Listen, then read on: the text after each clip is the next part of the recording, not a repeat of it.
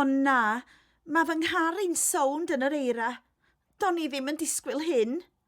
Dwi'n hwyr iawn rwan. Be di'r holl sŵn yma? Aroswch funud. Da chi'n sownd? Ydw, ac mae gen i apwyntiad pwysig mewn hanner awr. Da chi isio help? Na, mi fyddai'n iawn yn y funud. Mae gen i deiars arbennig. Da chi'n siŵr? Mae gen i raw yn y garej.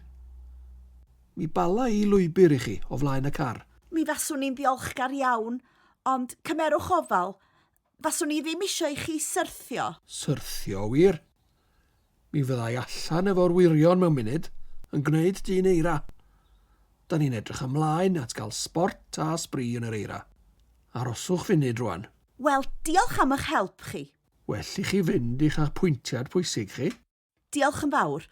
O, mae eira yn niwsans ofnadwy. Mae'n rhyfedd. Da chi'n byw ar y stryd yma ers 3 blynedd. A dwi rioed wedi siarad efo chi o'r blaen.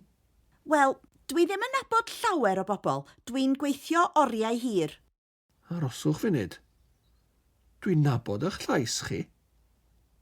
A chwyneb chi hefyd. Wel, diolch yn fawr am eich help chi. Rhaid i mi fynd rwan. Trevor Roberts dwi. Pwy da chi ta?